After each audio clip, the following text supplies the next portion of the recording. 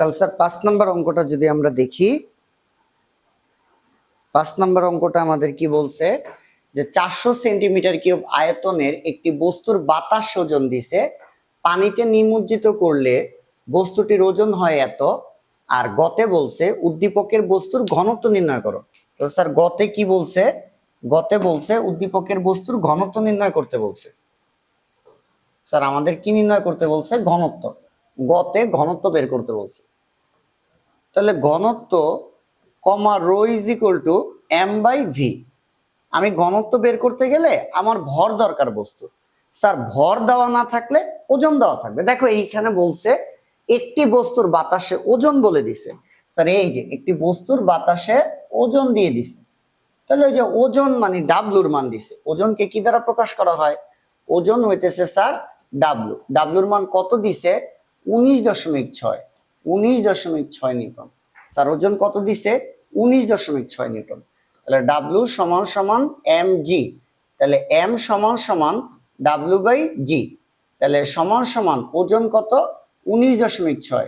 জি এর মান 9.8। তাহলে এম এর মানটা কত হয়? 19.6। 19.6 ভাগ 9.8। তাহলে এটা হয় 2 কেজি। কত হয় স্যার? 2 কেজি। তাহলে ভর হইতেছে 2।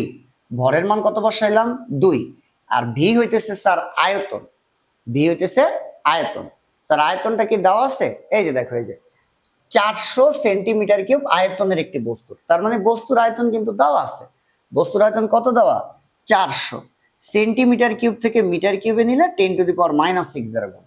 সেন্টিমিটার কিউব থেকে মিটার কিউবে নিলে 10⁻⁻6 দ্বারা গুণ। তাহলে এই যে রো পাইলাম, রো সমান সমান কত? 2 ভাগ 400 ইন্টু 10⁻⁻6। এই এটা হয় স্যার কত? 5000 KG per metre cube. 5000 KG per metre cube.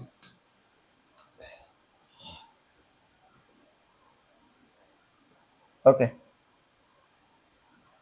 আসো তাহলে আমরা কি দেখলাম যে ঘনত্ব বের করতে বলছে। ঘনত্ব rho is equal to M by V. M হইতেছে ভর, ভর হইতেছে 2 কেজি।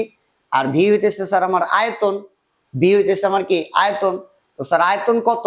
আয়তন এই যে বলছে 400 সেন্টিমিটার কিউব আয়তনের।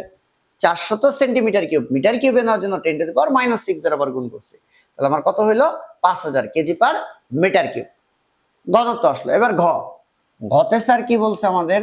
ঘতে বলছে যে উদ্দীপকের আর্কিমিডিসের সূত্রকে সমর্থন করে কিনা, মানে উদ্দীপক আর্কিমিডিসের সূত্রকে সমর্থন করবে কিনা। তাহলে আর্কিমিডিসের সূত্রকে সমর্থন করার জন্য আমাদের ফরম্যাট গুলা কি?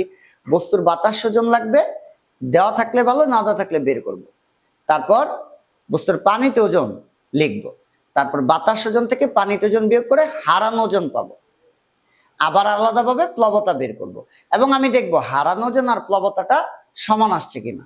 হারানো ওজন আর প্লবতা সমান আসলে আর্কিমিডিসের নীতিকে সমর্থন করে। হারানো ওজন আর প্লবতা সমান না আসলে আর্কিমিডিসের নীতি সমর্থন করে না। তাহলে আমরা ফরম্যাটটা কি? বস্তুর বাতাসে ওজন। বস্তুর বাতাসে ওজন W1 সমান সমান, স্যার বাতাস ওজন কি বের করতে হবে না? দেওয়া আছে, দেওয়াই আছে। এই যে বস্তুর বাতাস ওজন 19.6। 19.6 নিউটন। পরে কি লাগবে আমার? বস্তুর পানিতে ওজন। দেখি পানিতে বলছে, ওই যে পানিতে বলছে, হ্যাঁ তাহলে বস্তুর পানিতে ওজন লাগবে। বস্তুর পানিতে ওজন, বস্তুর পানিতে ওজন, পানিতে ওজন W2। স্যার দেখো কিভাবে বলছে যে পানিতে নিমজ্জিত করলে বস্তুর ওজন হয় 15.68 নিউটন।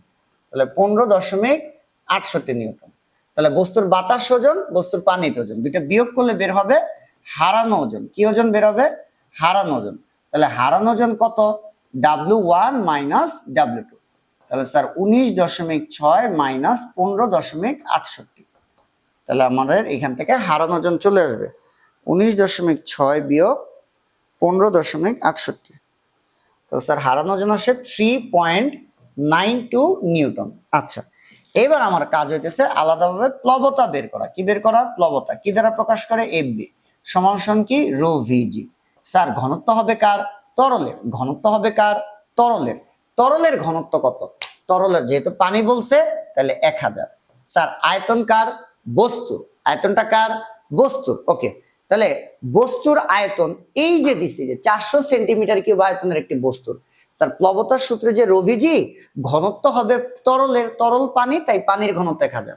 আর এই ভি আয়তন তো হবে বস্তুর, বস্তুর আয়তন তো শুরুতেই বলছে 400 সেন্টিমিটার কিউব আয়তনের।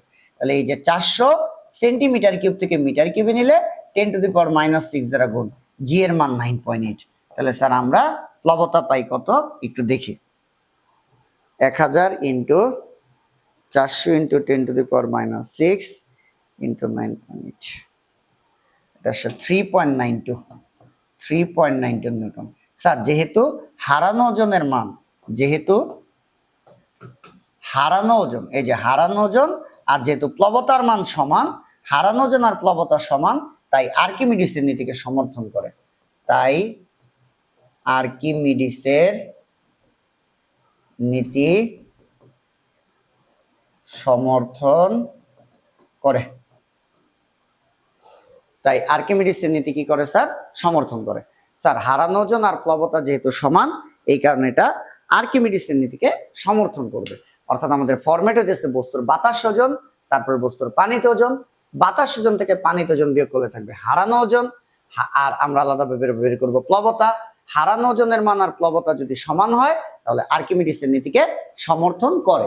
হারানো ওজন আর প্লবতার মান যদি সমান হয় তাহলে এটা আর্কিমিডিসের নীতিকে সমর্থন করবে।